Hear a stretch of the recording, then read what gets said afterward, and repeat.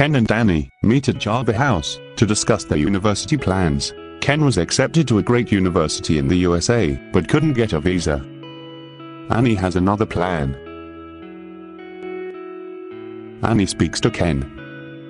My friend, Molly, goes to Africa International University here in Nairobi and loves it. Let's visit and check it out. I don't know, Annie. I had my heart set on going to the USA.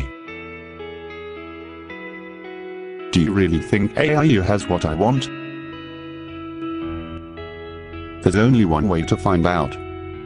Let's get on bus 111 and take a look for ourselves. As Annie spoke, Ken remembered what his friend, Tito, had said about studying in Kenya at a place like AIU.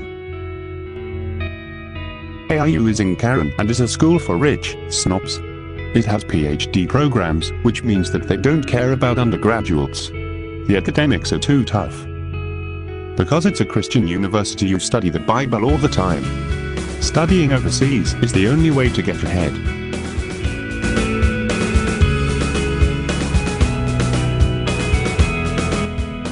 Tito is stuck in my head. I don't know what to think about AIU, but I guess the best way is to take a look. Let's go. As they arrive at the AIU gate, Molly is waiting for them. After greeting each other, Molly turns to Ken.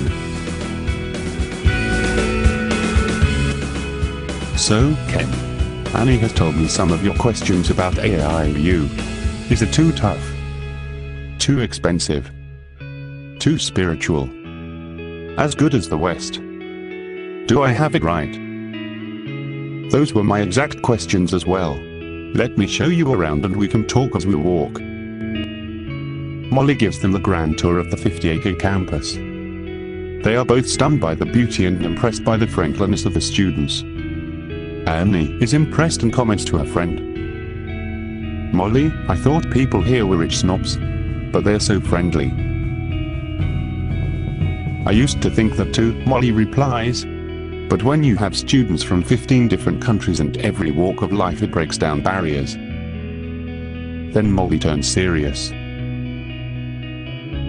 I almost quit after my first year because of the academic rigor and cost. But God provided both friends to help me with my studies and money for my fees. I have grown stronger by being here. As she said this, she heard her Nigerian friend, Arfe, call her name. Arfe. I was just talking about you. Molly turns to Annie and Ken. Arfe is a PhD student who took time to help me with my studies. He saved me. Arfe laughs. I did very little. You had the passion to learn and to integrate your studies with your faith. Annie and Ken ask Arfe why he chose AIU for his PhD when he could have gone overseas. AIU is a place where all of life is looked at from a Christian worldview. All our studies are built upon the foundation that God is on a mission to transform His world. That helps motivate me to learn. Arfe continues. My profs have PhDs from top universities and are published in their fields. And the graduates are known throughout Africa for the difference they are making. One of our grads was named by Time magazine as a global hero for his work with HIV. After several hours, it was time to go. As they waited for the bus, Molly gave them some parting advice.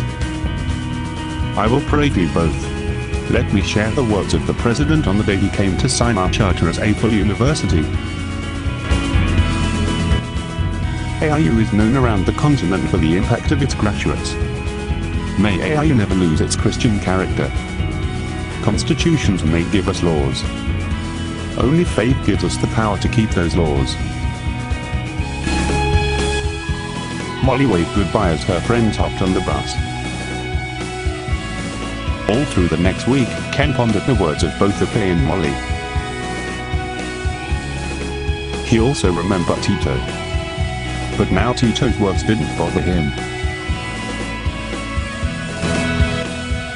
AIU wasn't just for the rich. People from all over Africa and the world went there. The studies were excellent and people helped each other. The graduates got good jobs and were making a difference all over the world. Tito, my friend, you're wrong. Ken called Annie and asked her to meet him back at Java House. Annie had done some thinking of her own. She told Ken, "I think I've made up my mind about AIU. What about you?" Ken was quiet for a moment and then spoke. "Sometimes, the treasure you are seeking is right under your nose.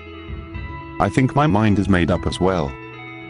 Now we start working on Tito. Why not Google Africa International University and learn about the treasure in your own backyard?" This has been a production of Africa International University Media.